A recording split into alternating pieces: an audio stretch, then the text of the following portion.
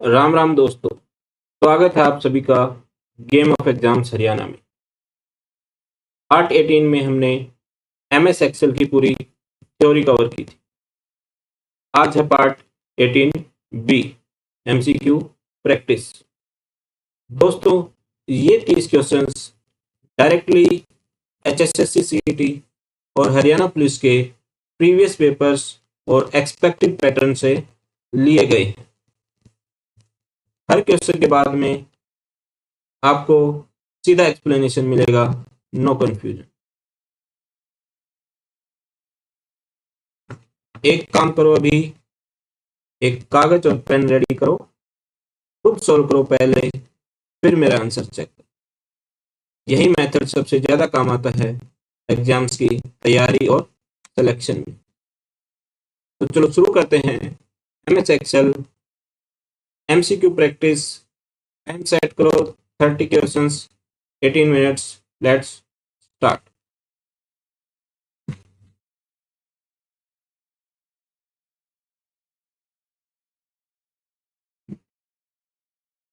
पहले आते हैं राउंड 1 पे, बेसिक कॉन्सेप्ट्स। ये 10 क्वेश्चंस एक्सेल की फंडामेंटल नॉलेज चेक करेंगे। जो थ्योरी हमने पार्ट 18 में करी थी, ये सीधा उसी का टेस्ट है। याद रखो दोस्तों, हर क्वेश्चन पे 30 सेकंड सोचना। अगर आंसर नहीं आता, गैस करो और फिर एक्सप्लेनेशन चेक करो। तो चलो शुरू करते हैं क्वेश्चन 1 के साथ। एमएस एक्सेल किस टाइप का software? Word processing software, spreadsheet software, presentation software, database management software? सही आंसर है spreadsheet software. MS Excel spreadsheet software. Word processing के लिए एमएस वर्ड, प्रेजेंटेशन के लिए MS PowerPoint, database management के लिए SQL, MySQL. Next question है, MS Excel 2016 में एक वर्कशीट में कितनी रोज होती है? हमने कल किए थे क्वेश्चन। तो जो एमएस एक्सेल 2016 के बाद वाले जितने भी वर्जन हैं, उसमें 10,48,576 रोज होती हैं। तो ऑप्शन बी सही हो जाएगा। जबकि जो ऑप्शन ए है वो 65,536, ये क्या है? 2016 से पहले के जितने वर्जन थे उनमें 65,536 रोज होती थी। 16,384 जो ये वैल्यू है, ये क्या है? नंबर ऑफ कॉलम्स है। ये क्या है? Number of columns. नेक्स्ट आते हैं, एक्सेल 2016 में लास्ट कॉलम का नाम क्या है? टोटल कितने कॉलम अभी बताए पिछले उसमें? 16,384। तो लास्ट जो कॉलम है वो है एक्स एफ डी। नेक्स्ट आते हैं, एमएस एक्सेल 2007 और उसके बाद का डिफॉल्ट फाइल एक्सटेंशन क्या है? पहले हमने पढ़ा था 2007 और उसके बाद का जो फाइल एक्सटेंशन है डिफॉल्ट, जो है बाय डिफॉल्ट, वो डॉट एक्सेल एसएक्स है। उससे पहले का जो है 97 और 2003 का, वो डॉट एक्सेल एस है। एक्सेल एसएम मैक्रो एनेबल होता है, सीएसवी कॉमा सेपरेटेड वैल्यूज होती है। तो सही आंसर ऑप्शन बी हो जाएगा। नेक्स्ट क्वेश्चन है, वर्कबुक और वर्कशीट में क्या फर्क होता है? दोनों सेम होते हैं। पहले हमने पढ़ा वर्कबुक जो होती है वो एक पूरी फाइल होती है, जबकि वर्कशीट उसकी एक पर्टिकुलर सीट या उसका एक पेज या उसका टैब होता है। तो ऑप्शन जो बी है वो बिल्कुल सही हो जाएगा। नेक्स्ट क्वेश्चन है, सेल एड्रेस का फॉर्मेट क्या होता है? सेल एड्रेस का जो फॉर्मेट होता है, पहले कॉलम होएगा, यानी कि बी अगर कॉलम है तो वो, और उसका रो नंबर यानी कि 2, B2 या B5 या फिर A1। तो ऑप्शन पहले कॉलम फिर रो नंबर, ऑप्शन बी सही आंसर हो जाए। नेक्स्ट क्वेश्चन है, एक्सेल में टेक्स्ट डेटा बाय डिफॉल्ट किस साइड अलाइन होते हैं? जो टेक्स्ट डेटा होता है, वो टेक्स्ट जो वाला जो डेटा है वो बाय डिफॉल्ट लेफ्ट अलाइन होता है। कौन सा अलाइन होता है? लेफ्ट। और जो नंबर होता है वो बाय डिफॉल्ट राइट होता है। राइट में कौन सा होता है? नंबर।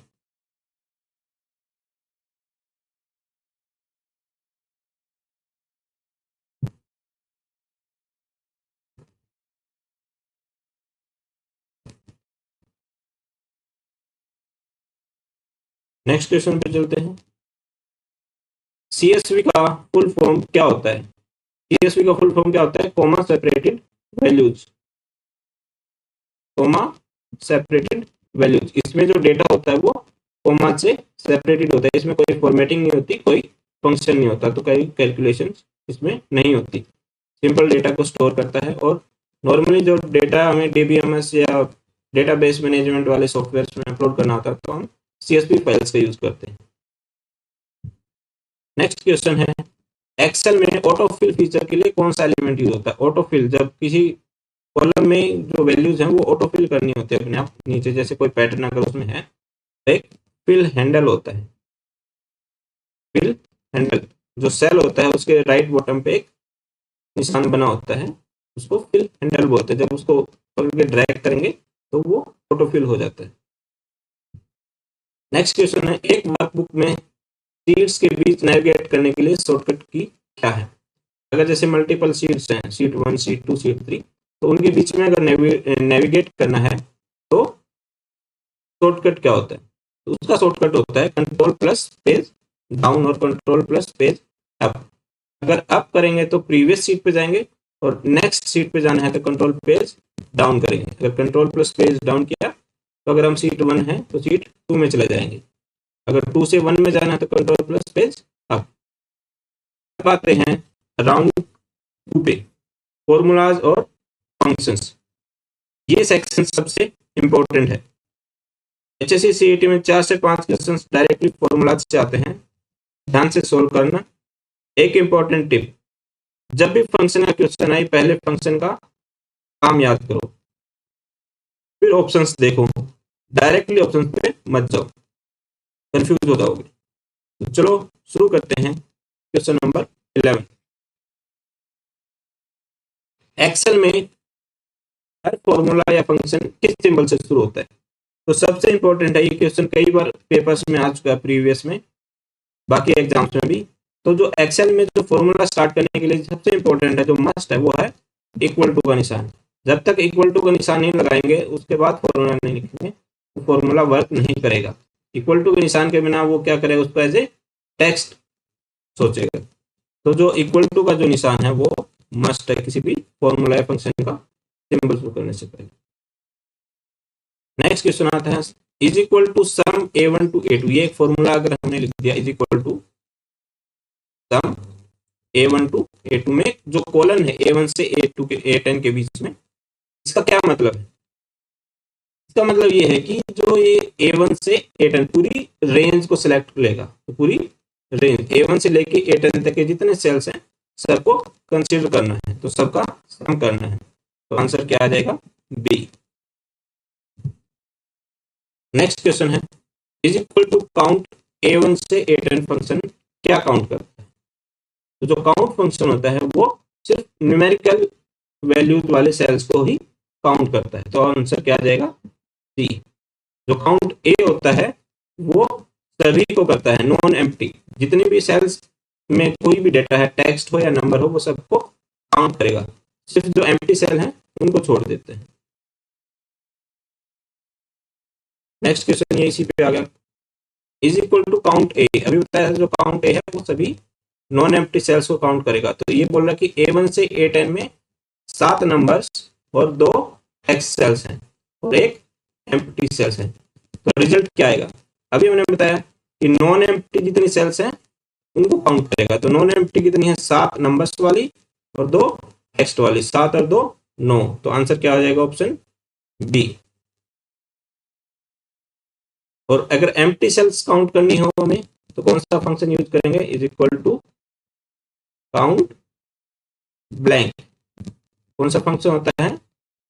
Count blank.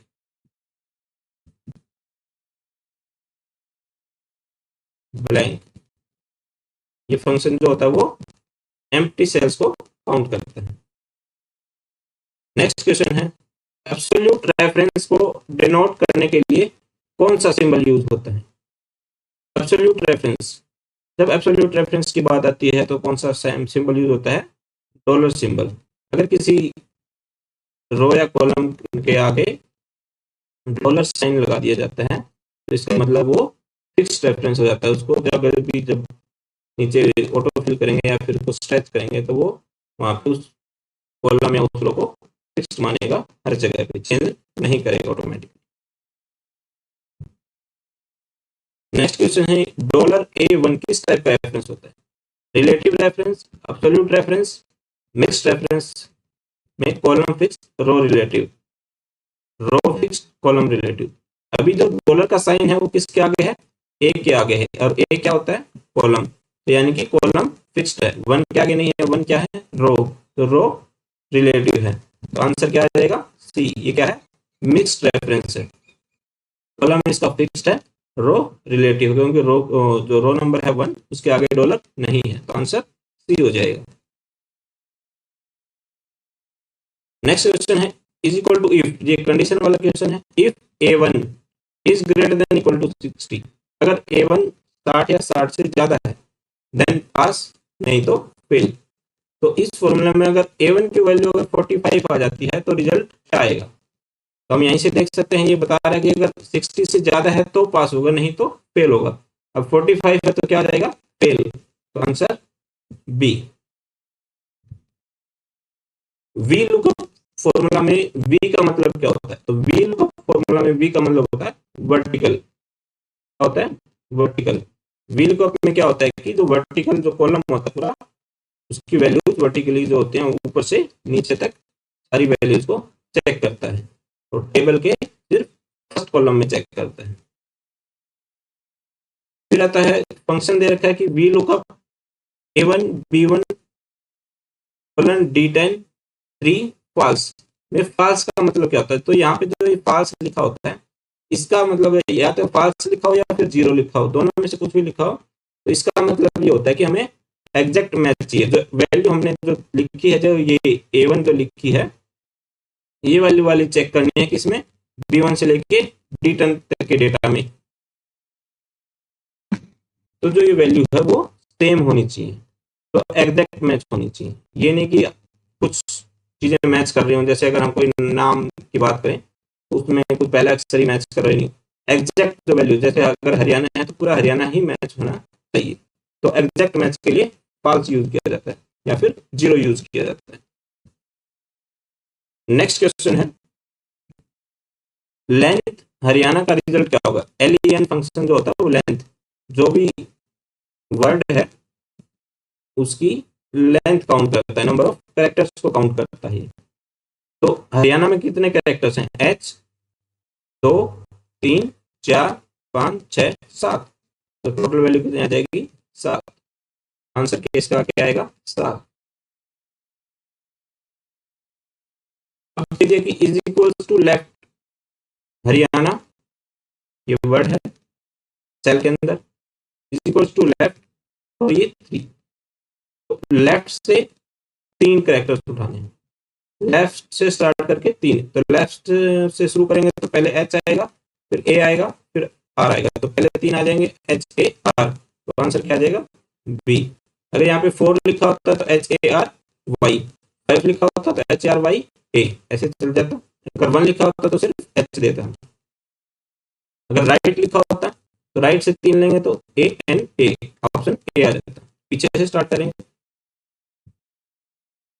एक फंक्शन आता है कि is equals to average 10 20 30, result क्या होगा? तो एवरेज इन 3 नंबर्स का एवरेज लेगा, तो 10 और 20 30 और 30 60, 60 को 3 नंबर से 3 से डिवाइड करेंगे तो आंसर क्या आ जाएगा?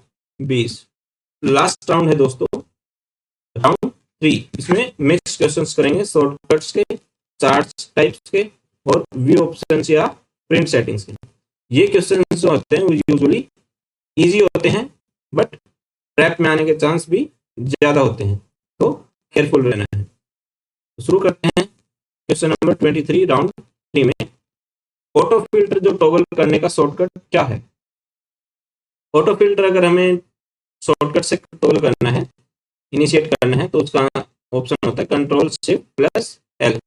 Control plus shift plus L, अगर जैसे ही प्रेस करेंगे तो ऑटो फिल्टर इनिशिएट हो जाएगा। नेक्स्ट क्वेश्चन, ऑटो सम का फॉर्मूला। ऑटो सम का जो कीबोर्ड शॉर्टकट है वो क्या है? L plus equals to. क्या है? L plus equals to, option B. Excel में आज की डेट इंसर्ट करने का शॉर्टकट क्या है? अगर आज की डेट इंसर्ट करनी है तो आता है control plus semicolon. Control plus semicolon. और अगर हमें आज का टाइम इंसर्ट करना हो उसी टाइम पे तो क्या आएगा? Control plus shift plus semicolon. ये ध्यान रखना कि जो अगर इससे कंट्रोल प्लस सेमीकोलन से जब डेट इंसर्ट करते हैं तो वो चेंज नहीं होती ऑटोमेटिकली। लेकिन अगर हम टुडे लिख देते हैं इक्वल टू कहीं पे टुडे, टुडे और ऐसे लगा देते हैं, तो ये जो डेट है वो चेंज होती रहेगी। आज के लिए आज आएगा, लेकिन कल उस फाइल को खोलोगे तो वहां पे डेट कल की मिलेगी। जबकि कंट्रोल प्लस सेमीकोलन में ऐसा नहीं होता, वो जो डेट होगी वो होगी फिक्स हो जाती है। नेक्स्ट क्वेश्चन है, पाई चार्ट के बारे में कौन सा स्टेटमेंट सही है? पाई चार्ट, पाई चार्ट में एक्स एक्सिस और वाई एक्सिस दोनों होते हैं? नहीं होते। एक सीरीज के ऊपर पाई चार्ट होता है, एक्स और वाई एक्सिस जैसी कोई चीज पाई चार्ट में नहीं होती। Pie chart multiple data series के लिए बेस्ट है? नहीं, सिंगल सीरीज के लिए होता है। तो पाई चार्ट में कोई एक्स या कोई वाई एक्सिस नहीं होती है, सिर्फ एक डेटा सीरीज के लिए यूज होता है। तो ऑप्शन सही जो है वो सही आंसर हो जाएगा। नेक्स्ट क्वेश्चन है, फ्रीज पेन्स फीचर क्या करता है? जो फ्रीज पेन्स क्या करता है? जो सिलेक्टेड रोज और कॉलम्स को स्क्रॉल करने पे भी विजिबल रखता है। यानी कि जो ऊपर वाला जो सबसे टॉप मोस्ट रो होती है उसके अंदर जो कैरेक्टरिस्टिक्स होते हैं जैसे नेम, रोल नंबर वगैरह, जब डेटा बड़ा होता है, जब स्क्रॉल करने जाते हैं तो वो वाले भी स्क्रॉल हो जाते हैं, तो दिखते नहीं है। लेकिन अगर हम फ्रीज पेन का इस्तेमाल कर लेते हैं तो वो जो सिलेक्टेड रोज और कॉलम है वो स्क्रॉल करने पे भी विजिबल रहते हैं। नेक्स्ट क्वेश्चन है, एक्सेल में फिल्टर करने से डेटा का क्या होता है? फिल्टर करने से फिल्टर क्या करता है? जो नॉन मैचिंग रोज है उनको हाइड कर देता है, डिलीट नहीं करता। तो जो फिल्टर से डेटा डिलीट नहीं होता, हाइड हो जाता है। तो ऑप्शन सी जो है वो सही आंसर हो जाएगा। नेक्स्ट है क्वेश्चन नंबर 29। ये एक फंक्शन दे रखा है, formula is equal to max 5, 12, 3, 8, 15, 1 का रिजल्ट क्या होगा? तो मैक्स क्या करता है? जो सबसे बड़ी वैल्यू जो होती है उसको ढूंढता है। तो इन वैल्यूज में सबसे बड़ी वैल्यू कौन सी है? 15। आंसर हमारा क्या आ जाएगा? Option C 15।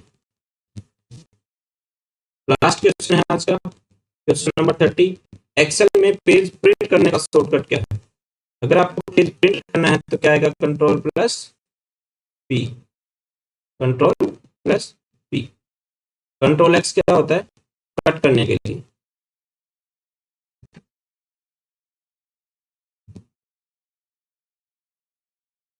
तो दोस्तों 30 क्वेश्चन कंप्लीट हो चुके हैं। अब अपना स्कोर चेक करो। अगर 25 से 30 आपके सही हैं तो एक्सीलेंट है, आप रेडी हैं HSC के लिए। एक्सेल वाले पार्ट पर अगर कोई भी क्वेश्चन आएगा तो आप कर देंगे। अगर 20 से 24 है तो गुड की रेंज में है, थोड़ी और प्रैक्टिस करनी है। पार्ट 19 देखना। 15 से 19 है तो एवरेज है, थ्योरी दोबारा रिवाइज करो, पार्ट 18 को दोबारा से चेक करो, फिर से MCQs लगाओ। अगर 15 से कम है तो भी कोई बात नहीं है, थ्योरी को पार्ट 18 जो है उसको दोबारा से देखो, फिर से MCQs करो, ऐसे ही प्रैक्टिस करते रहो। दोस्तों ये 30 जो क्वेश्चन है एक बार करो, स्कोर लिखो, फिर एक हफ्ते बाद दोबारा करो बिना उसके। अगर स्कोर इंप्रूव हुआ तो समझ लो प्रिपरेशन सही जा रही है। नेक्स्ट पार्ट आएगा part 19, MS power point one shot theory होगी। अगर ये वीडियो हेल्पफुल लगी है लाइक करो, सब्सक्राइब करो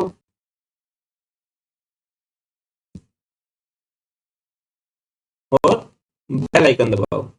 और सबसे इम्पोर्टेंट, अपने दोस्तों के साथ व्हाट्सएप पे शेयर करो जो HSSC, CET मेंस और हरियाणा पुलिस की तैयारी कर रहे हैं।